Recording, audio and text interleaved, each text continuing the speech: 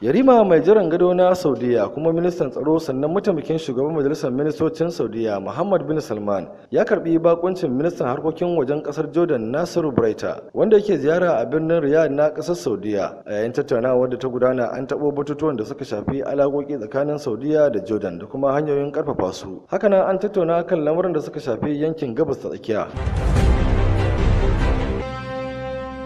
Shugaban Najeriya Muhammadu Buhari ya yi albishir ga 'yan Najeriya da cewa zagaye na biyu na mulkinsa lokaci ne na girba abubuwan alheri daga bangarori da dama, musamman dai bangarorin nan guda uku da suka shafi inganta tattalin arzikin ƙasa da tabbatar da tsaro da kuma yakar cin hanci da rashawa. Mai taimakawa shugaban Najeriya a harkar yada labaru Mr. Femi Adesina ne ya rawaito hakan daga shugaba Buhari yayin da yake tattaunawa da 'yan Najeriya mazauna ƙasa haɗaɗɗen daular Larabawa a birnin Dubai. Shugaban ya ce gwamnatinsa za ta faɗaɗa hanyoyin samun kuɗaɗen shigarta, sannan za ta inganta tsarin haraji domin yi wa 'yan Najeriya aiki da kuma samun musu da walwala. Hakanan shugaban ya taɓo irin nasarorin da gwamnatinsa ta samu na yaƙi da Boko Haram bayan halin kakanikayi da sakacin gwamnatin da ta gabata ya jefa al'ummar yankin arewa maso gabacin Najeriya a ciki.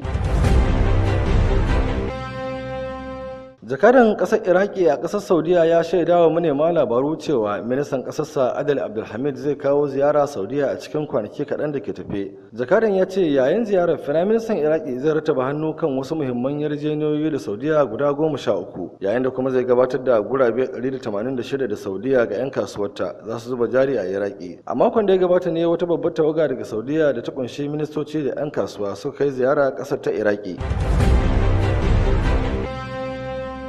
Shugaban Najeriya Muhammadu Buhari ya gana da yarima mai jiran gado na birnin Abu Dhabi haɗaɗɗiyar daular Larabawa, a Sheikh Muhammad bin Zayed Al Nahyan. Shugabannin biyu sun tattauna kan lamarin da suka shafi ƙasashensu da hanyoyin ƙarfafa alaƙoƙi ta ɓangarori masu yawa da za su amfani al'ummomin ƙasashen biyu.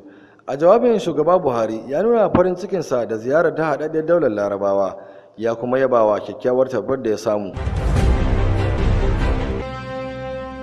'Yan Najeriya 446 ne hukumomin ƙasa haɗaɗɗiyar daular Larabawa ke tsare da su a ɓangarori daban-daban na ƙasar saboda aikata laifukan da suka shafi safarar miyagun ƙwayoyi da kuma wasu laifukan na daban. Jakadan Najeriya a can, ambasada Muhammad Dan Santarimi shine ya tabbatar da haka yayin taron da ya gudana tsakanin shugaban Najeriya Muhammadu Buhari sadda yake ziyara ƙasar da 'yan Najeriya mazauna can. Jakadan ya nuna takaicinsa bisa yadda wasu 'yan Najeriya suka yi fashi da makami a wani shagon canza kuɗaɗen waje waɗanda halin yanzu suna hannun hukumar ƙasar. A ƙasar Saudiya, makwabciyar ƙasar daular Larabawan ma ana zartawa da 'yan Najeriya hukuncin kisa saboda safarar ƙwayoyi, wasu kuma suna fuskantar shari'a akan laifin safarar ƙwayar.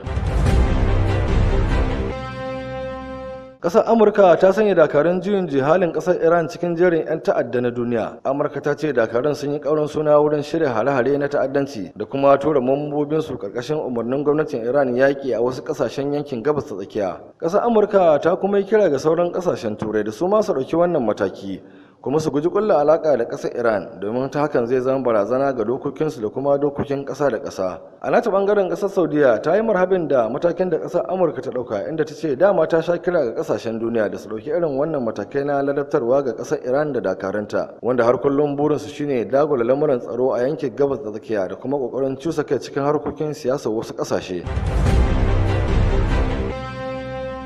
Bayan wasu kwararan bayanai na sirri da dakarun Najeriya masu aiwatar da shirin lafiya dole a yankin arewa maso gabas suka samu na yankurin 'yan kungiyar Boko Haram na kai hari garin Damaturu, dakarun sun yi wa 'yan kungiyar kwantan bauna inda suka lalata shirinsu tare da halaka mayakan kungiyar da dama da kuma kwato makamai daga hannunsu.